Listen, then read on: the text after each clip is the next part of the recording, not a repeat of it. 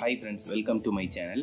இன்றைக்கி நம்ம பார்க்க போகிறது இலவசமாக ரூபாய் 2,10,000 வரை மாட்டு கொட்டகை அமைப்பதற்காக மானியம் பெறுவது எப்படி, இந்த மானியம் யார் யாருக்கு கிடைக்கும், இதை எங்கு பெறுவது அப்படிங்கிற மொத்த டீட்டெயில் தான் இந்த வீடியோவில் நம்ம டீட்டெயிலாக பார்க்க போகிறோம். அதுக்கு முன்னாடி நீங்கள் நம்ம சேனலுக்கு புதுசு அப்படின்னா மறக்காமல் நம்ம சேனலை சப்ஸ்கிரைப் பண்ணி வச்சுக்கோங்க. அப்படியே பக்கத்தில் இருக்க பெல் ஐக்கானை கிளிக் பண்ணுங்கள். அப்போ தான் நாங்கள் போகிற அப்டேட்ஸ் உடனுக்குடனே உங்கள் நோட்டிஃபிகேஷனில் வரும். வீடியோவை கொஞ்சம் கூட முழுசாக ஸ்கிப் பண்ணாமல் பாருங்கள். அப்போ தான் நாங்கள் சொல்ல வர தகவல் முழுமையாக உங்களுக்கு புரியும். இப்போ வாங்க வீடியோக்குள்ளே போகலாம். தமிழக அரசின் இலவச மாடு கொட்டகை திட்டமானது பல்வேறு ஆண்டுகளாக நல்லபடியாக நடைபெற்று வருகிறது. இந்த திட்டத்தின்படி உங்களிடம் 4 மாடுகள் இருந்தால் உங்களுக்கு ரூபாய் 79,000 மானியமாக வழங்கப்படும் அப்படின்னு சொல்லி ஒரு தகவல் வெளியாகி இருக்கு.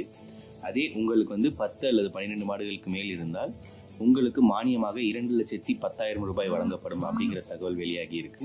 இந்த மானியத்தை நீங்கள் பெறுவதற்கு என்ன செய்ய வேண்டும் அப்படிங்கிறத இப்போ டீட்டெயிலாக பார்க்கலாம். ஸோ இந்த மானியம் பெறுவதற்கு உங்களிடம் குறைந்தபட்ச அடிப்படை என்ன அப்படின்னு பார்த்தீங்கன்னா சொந்த நிலம் வைத்திருக்க வேண்டும்.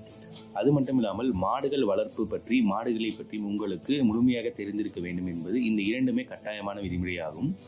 ஸோ உங்களிடம் சொந்த நிலம் இருந்து மாடுகளை வளர்ப்பு பற்றி முழுமையாக தெரிந்திருந்தால் நீங்கள் அருகில் உள்ள கால்நடை மருத்துவரிடமோ அல்லது கால்நடை மருந்தகங்களிலோ இந்த மாட்டு கொட்டகை மானியத்திற்கான விண்ணப்பத்தினை வாங்கி அதனை பூர்த்தி செய்து தகுந்த ஆவணங்களை அதனுடன் இணைத்து நீங்கள் கொடுக்கும் பட்சத்தில் கள ஆய்வு நடத்தப்படும். ஸோ இந்த கள ஆய்வு நடத்தப்பட்டு உங்களுடைய விண்ணப்பம் சரிபார்க்கப்படும். அந்த நிலையில் உங்களுக்கு மானியமானது வழங்கப்படும் என தகவல் வெளியாகியுள்ளது.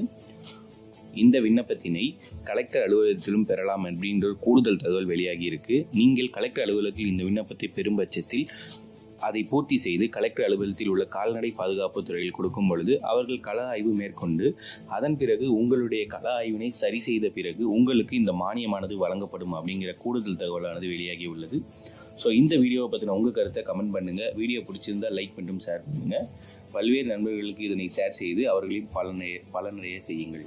மீண்டும் ஒரு பயனுள்ள வீடியோவில் உங்களை சந்திக்கிறேன். நன்றி, வணக்கம்.